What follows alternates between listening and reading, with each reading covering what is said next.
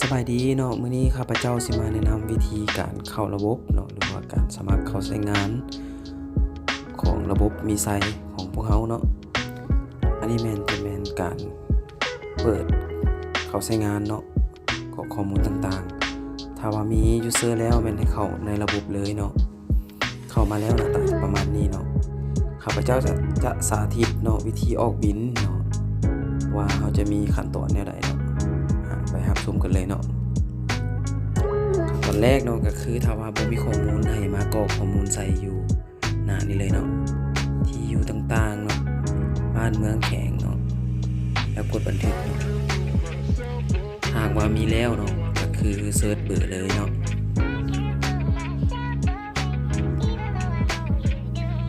พิมพ์ค้นหาจะขึ้นมาซื้อแบบนี้เนาะเลือกเลยเนาะเลือกเติมเนาะหลังจากเขาได้ผู้ฝากแล้วเนาะผู้ส่งเนาะคือผู้ส่งพัสดุเนาะวันนี้มากำหนดขนาดเบิ่งขวามือเนาะอันนี้แมนรายการพัสดุที่ว่าเขากำหนดไว้แล้วเนาะทางบริษัทเขากำหนดไว้เนาะจะมีประมาณนี้เนาะหน้ากำหนดเองก็คือต้องได้แทกลงกว้างลงยาวลงสูงของพัสดุเนาะกำหนดน้ำหนักเนาะคำนวณราคาเพิ่มราคาที่กำหนดเองเลยเนาะหลังจากนั้นมาเลือกการชำระเงินเนาะต้นทางปลายทาง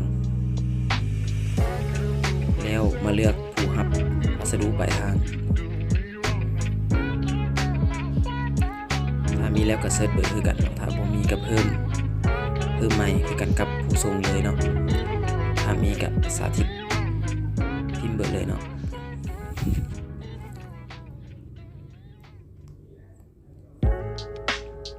เลือกผู้รับเนาะเลือกดรอปชิปสาขาปลายทางเนาะว่าสิฝากลงใส่เนาะอันนี้ตัวอย่างลงนครไกรสอนเนาะกดตกลง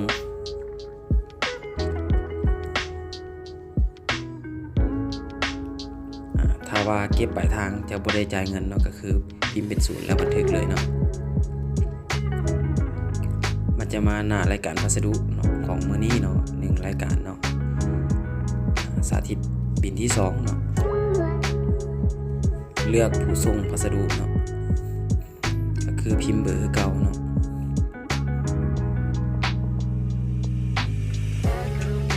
ขึ้นมาแบบนี้ก็เลือกเลยเนาะอันนี้จะสาธิตโตที่ว่าราคาเฮาฟิกไว้เนาะเป็นข้าวสารเนาะ50กิโลเนาะ40กีบมากำหนดการชำระต้นทางบัดนี้เนาะลอง2รูปแบบเนาะเลือกผู้รับปลายทางเนาะพิมพ์เบอร์เลยเนาะค้นหาขึ้นมาแบบนี้เลือกเอาเลยเลือกดรอปชิปสาขาปลายทางเนาะตัวนี้ตัวอย่างเมืองหาเมืองเนาะไปสาขาสีไข่เนาะเลือกเลย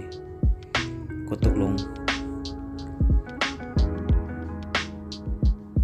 จะขึ้นมาจำนวนเงินแบบนี้ถ้าว่าต้นทางเราต้องได้เก็บเงิน40,000กีบครับ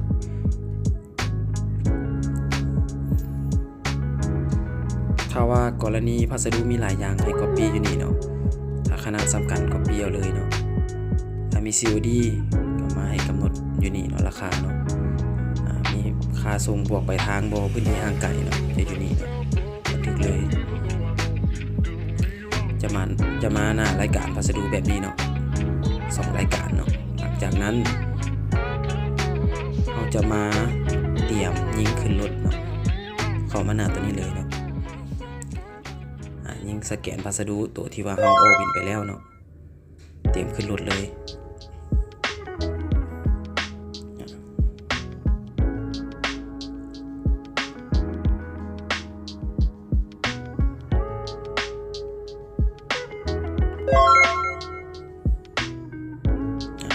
ออกไปแล้ว2สิ้นเนาะเตรียมขึ้นรถเนาะหลังจากนั้นตัวนี้เป็นพัสดุที่ว่ารอขึ้นรถหลังจากนั้นมาเลือกเนาะฮอบรถเนาะเขามาเลือกฮอบรถอยู่นี่เนาะสายที่ว่าจะมาเก็บเครื่องน้ำเฮาหันเนาะ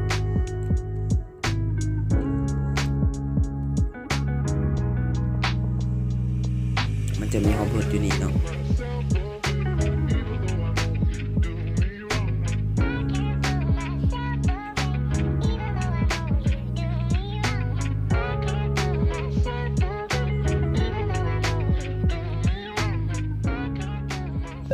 เลือกเลยเนาะค้นหาแล้วกดตัดรอบเนาะจะมีรายการหรือว่ารายชื่ออยู่นี่เนาะว่าผู้ใดเป็นคนขับรถเนาะเบอร์โทรอยู่นี่กดตัดรอบเลยเนาะหลังจากนั้นให้ปริ้นเจียเนาะหรือว่าสติกเกอร์เนาะให้สาขา1ใบให้โซเฟอร์1ใบเนาะจีกด้านลุมเนาะให้โซเฟอร์เนาะเก็บไว้คนละใบเนาะ